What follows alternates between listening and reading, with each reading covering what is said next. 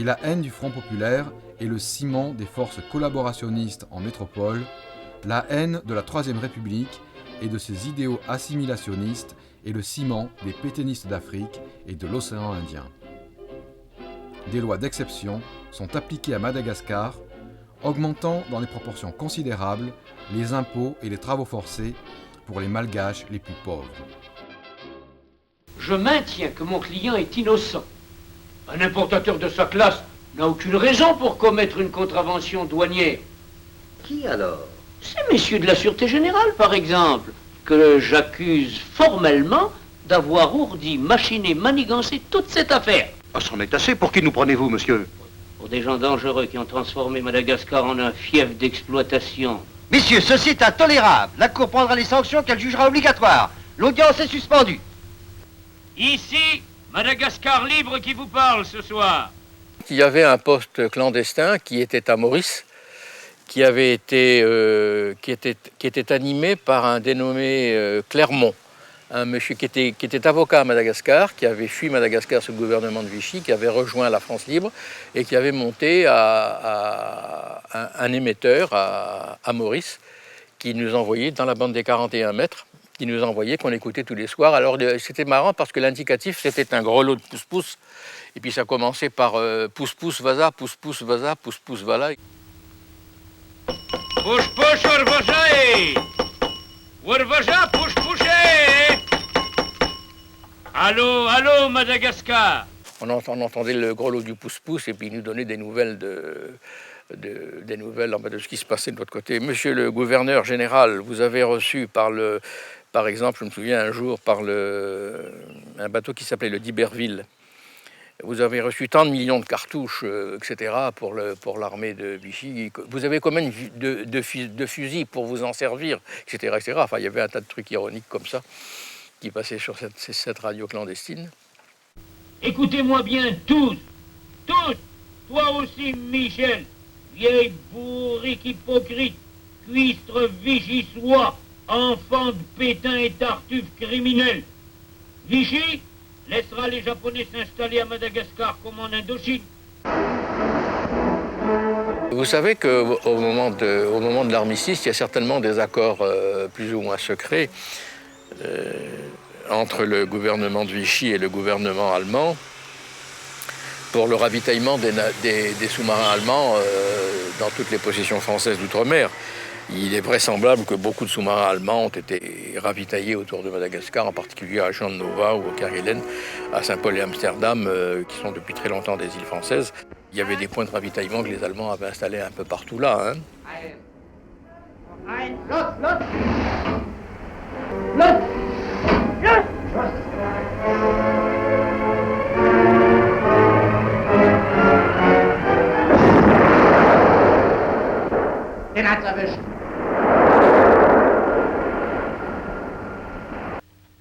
Le régime policier de Pétain fonctionne à Madagascar avec la même efficacité qu'en métropole, ainsi qu'en témoigne le film d'Alfred Hitchcock, Aventure malgache, réalisé en 1944.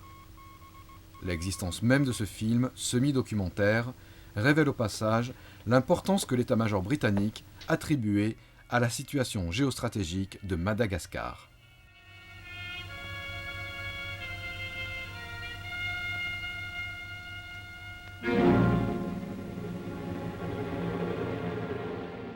Ils ont constitué une cour martiale, la première à Madagascar, c'est très grave.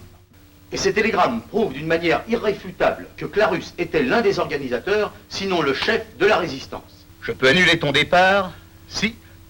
Naturellement, il faut m'accorder un petit si.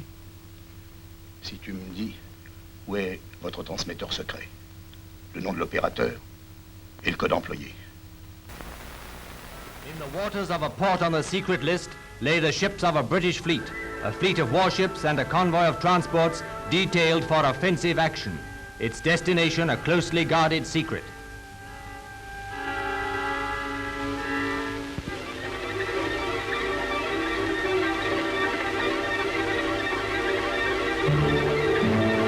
Soon the troop ships with their strong escort were underway. Winston Churchill confessed later to acute anxiety during the passage of the expedition to Madagascar, for which it was bound. worried too as to whether the Japs would get there first. From Madagascar, they could dominate Allied supply routes to India, the Far East, and the Middle East. Madagascar est dirigé par le gouverneur général Armand Ané. Avant sa prise de fonction, en avril 1941, Ané a reçu l'ordre suivant de Jules Brévier, le ministre des colonies. Si des sous-marins japonais viennent, ne les traitez pas en agresseurs, même s'ils restent plus longtemps que la loi permet.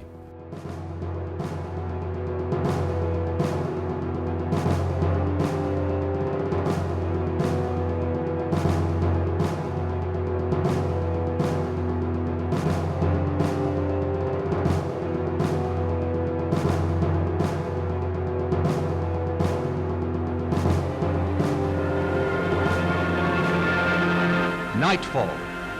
Under cover of darkness, the destroyers entered Courier Bay and commandos were put ashore. Orders had been given to hold their fire unless the shore batteries opened first.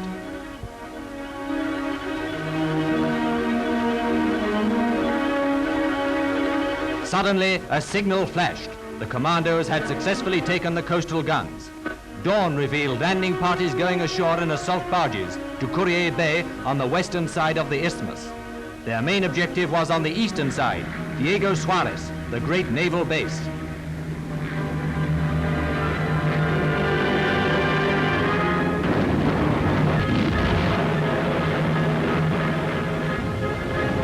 No reply came to our ultimatum, so destroyers opened fire on the mainland. Their target, an observation post known as Windsor Castle.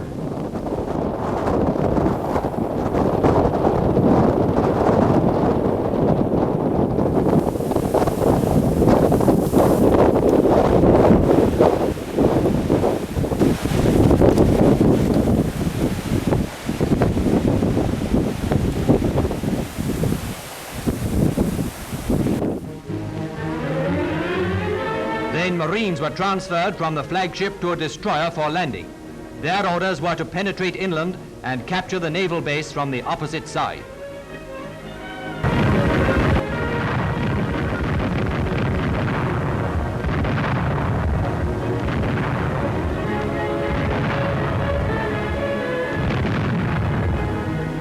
At last came the capitulation signal, and the British fleet steamed majestically into Diego Suarez Bay.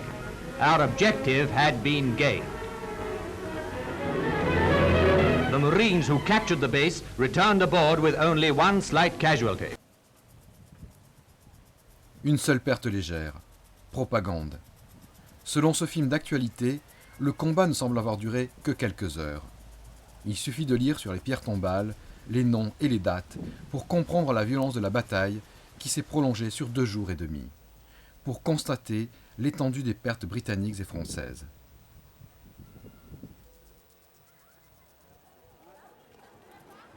Le père d'Iqbal Darougar exerçait à l'époque la profession de menuisier.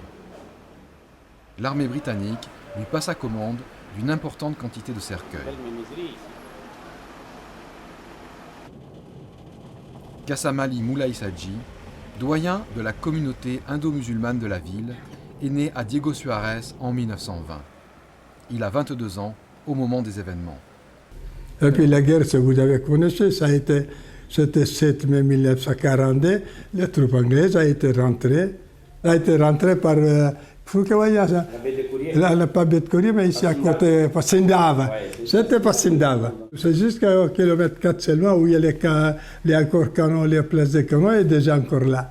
Et tous les Indiens, tout ça, ils font les chauffeurs pour transporter les militaires, pour munitions, pour tout ça. Ça dirait, je ne sais pas, 24 heures du temps, quelque chose comme ça. Et puis c'était le capitaine Clavier ou Clavel qui était là à l'époque. Tout le monde avait peur, on était parti rester à la Moustapha Kana, place Kaba, arrivé à Villebasse. Il n'y avait pas aucun dégât. Le 5 mai, à 5h10 du matin, les habitants de Diego sont réveillés par le passage d'avions britanniques qui lâchent des tracts au-dessus de la ville. Quelques minutes auparavant, les avions de la base française d'Arachar ont été détruits au sol par un raid aérien lancé du porte-avions Indomptable.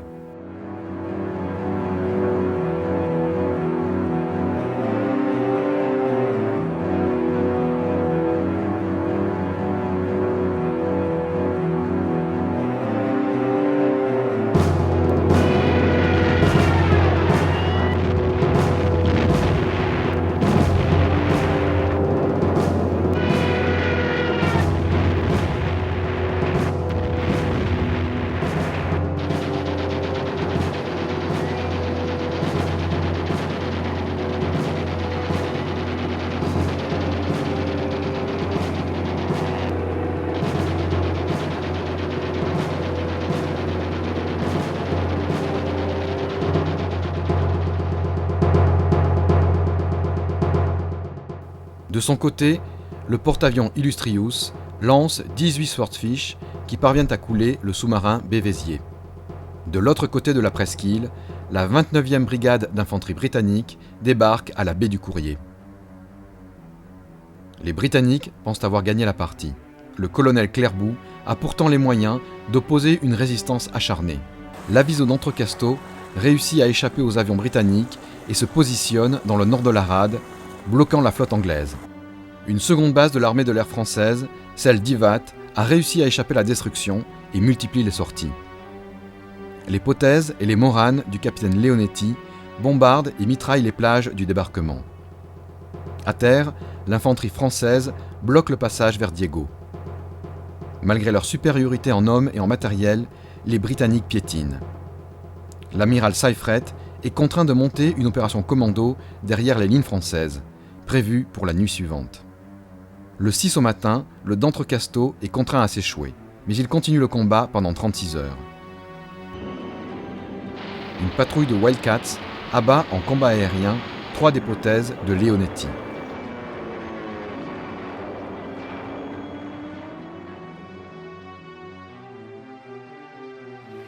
Dans la nuit du 6 au 7 mai, le destroyer Anthony pénètre tout feu éteint dans la rade en trompant la vigilance des batteries côtières. 50 commandos du Royal Marine débarquent sur une plage près d'Antsiranana. À 2 heures du matin, ils parviennent à capturer l'état-major français. Oui, quand ils étaient rentrés, c'est tranquillement minuit. Un malgache qui était sorti pour voir les troupes anglaises, c'est là qu'il a tiré. Il n'est pas mort, mais le bras est coupé. Oui, c'est tout. Parce que c'était interdit pour sortir quand les troupes arrivaient. Il a dit qu'il faut rester dedans, mais il a voulu encore voir qu'est-ce qui se passe. Et l'autre, il a tiré, quoi. Quelques heures plus tard, le sous-marin Le Héros est détruit par les Swordfish. La dernière bataille aérienne a lieu dans la matinée. À bord de son Morane, le capitaine Leonetti abat le leader britannique. À l'issue d'un combat tournoyant, les 3 derniers chasseurs français sont finalement détruits. Le capitaine Jean Assolan, vainqueur de l'Atlantique Nord en 1929, pionnier de la liaison aérienne entre la France et Madagascar, est tué aux commandes de son appareil. Leonetti parvient à sauter en parachute et s'en sort avec quelques blessures. Au sol, les artilleurs et les fantassins français, privés de commandement, déposent les armes. Quand les grands matins, 7h-8h, tout le monde sortait à leur domicile. Il n'y avait pas de dégâts. Et toute l'armée, c'était devant le trottoir, ils ne parlaient rien du tout. Ils laissaient ouvert, ils faisaient rentrer tout ça là. Et puis on offre quelquefois du thé, des petits déjeuners. Ils boivent tous les Anglais, tout ça là.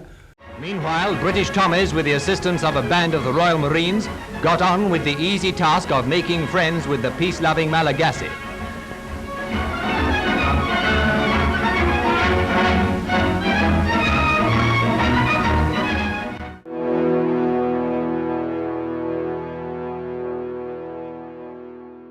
Deux semaines plus tard, 2 sous-marins japonais pénètrent dans la rade et sont détruits par les Britanniques. Malgré la chute de Diego, le général Guillemet poursuit le combat. Ce n'est que le 5 novembre 1942 que les troupes françaises déposent enfin les armes à Ambalavo.